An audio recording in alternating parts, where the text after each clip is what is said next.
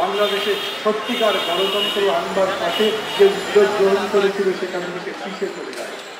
মানে স্পষ্টত তথাকথিত স্বীকৃতির দামে তারা বাংলাদেশের জনগণের ভোটাধিকার কেড়ে দেয়, বাংলাদেশের জনগণের মৌলিক অধিকার কেড়ে দেয়, বাংলাদেশে গণতন্ত্র বিকশিত হতে দেয় না।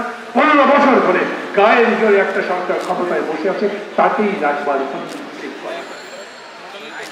আমরা ভারতের সাথে বন্ধুত্ব চাই, কিন্তু ভারত কি আমাদের সাথে বন্ধুত্ব করছে? তারা বন্ধুত্ব সুলভ আচরণ করছে। তাই যদি হয় তাহলে বাংলাদেশের মানুষের ভোটের অধিকার তারা বন্ধ করে দিল কেন? আর সেই রাষ্ট্রকে আপনি চিকেন নেকের বিকল্প এটা দিচ্ছে। চীন এখন যদি ভাবে এইখান দিয়ে কি কি যাবে, বিস্তারিত কিছু বলা হয়নি, কেবল যাত্রী যাবে নাকি মাল যাবে, মালগাড়ি যাবে, মালগাড়ির মধ্যে কি কি মাল থাকবে, তার মধ্যে শুধু পেঁয়াজ রসুন আদা নাকি যুদ্ধাস্ত্র পর্যন্ত যাবে, নাকি তার মধ্যে সেনাবাহিনী যাবে, আমরা জানি না। জানতে চেয়েছি কিন্তু তারা আমাদেরকে বলেনি। খালি আমাদের কাছে যুক্তি ছড়ায়, মনে করে আমরা সবাই আমরা কিছু বুঝি না, আমরা যেরকম বলতে চাই সেরকমই আমাদের বিশ্বাস করবে। কিন্তু আমরা মনে করি কেন এইরকম করে একটা পরিযোগ তার দেখেন কি অদ্ভুত ব্যাপার পরে। কারণ ইউরোপ জুড়ে ট্রানজিট আছে, আমাদের এখানে ট্রানজিট থাকলে দোষী ইউরোপিয়ানরা একটা ইউনিয়ন তৈরি করেছে, অনেকগুলো দেশ মানে সেন্ট্রাল কান্ট্রি তাদের পালন করেছেন। নাহলে আজিজ বেনজিররা এতদূর পর্যন্ত আসতে পারত। এবং তারপরেও তিনি আবার 100 কোটি টাকা নিয়ে বিদেশে চলে যান, তার ব্যাপারে তো কোনো কিছু করতে পারেন না। কারো নামে এখন পর্যন্ত গ্রেফতারি পরোয়ানা হয়নি। আমি মাঝে মাঝেই বলি আমার পাসপোর্ট 10 বছর ধরে আসতে, আমি বিদেশ যেতে পারি না।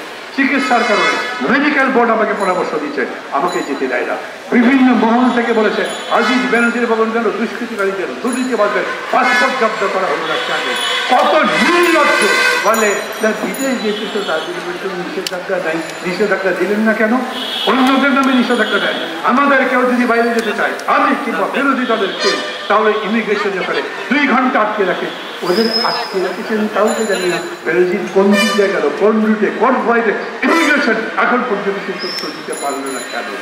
এরা নিজেদের গতি রক্ষা করবার জন্য একদিকে ভারতের কাছে রাষ্ট্রপতি লিখে দেবে, পুলিশকে সব ধরনের দুর্নীতি করবার সুযোগ দেবে, আর্মিকে পারলে সে একদম চূড়ান্তভাবে দুর্নীতি বাজাবার চেষ্টা করবে, বিউরোক্রেসিকে ব্যবহার করবে, সমস্ত দেশকে ধ্বংস করে দেওয়ার পরে নিজে ভদ্রলোক সাজবার জন্য চেষ্টা করবে।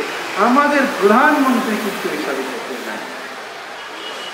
আপনি তো ওর মধ্যেই বাস করেন, আপনি তো এই সরকারেরই প্রধান, এই দুর্নীতিবাজদেরই প্রধান। যে এত বড় বড় করে কথা বললেন, ওরা কি আওয়ামী লীগ করে? তা আওয়ামী লীগের যে হুইপ, তার পুত্রের নামে এত বড় অভিযোগ পত্রিকার পর্যন্ত লেখা হচ্ছে, তার কোনো জবাব আছে? বন্ধুগণ, এই সব কিছুর প্রেক্ষিতে আমরা একটাই কথা বলতে চাই, আমরা অনেক দিন ধরে বলছি এই সরকারের সাথে কোনো আপোষ হবে না। এই সরকারকে আমরা কোনো পারমিশন দেব না, তাকে কোনো অনুমোদন দেব না। এই সরকারের বিরুদ্ধে আমাদের লড়াই চলছে। মাঝে মাঝে অনেকেই বলেন অনেক বছর ধরে লড়াই করতে পারলেন না তো। আমি বলছি কাল পারিনি, আজ পারবো, আজ পারিনি, কাল পারবো। লড়াইটা চলবে যতদিন পর্যন্ত তাদের পরাস্ত করতে না পারে। এইখানে কোনো সমাধান নেই, আপোষ নাই। দুর্নীতিবাদদের, চরিত্রহীনদের, জবরদখলকারীদের সঙ্গে গণতন্ত্র মঞ্চে কোনো আপোষ করবে না। আমরা কোনো বিভ্রান্তিকর আন্দোলন করবো না। মূল সমস্যা যেগুলো, সেগুলোকে আড়াল করে অন্য একটা সমস্যা নিয়ে এসে মানুষকে বিভ্রান্ত করবো, সেই রকম কাজও করবো না।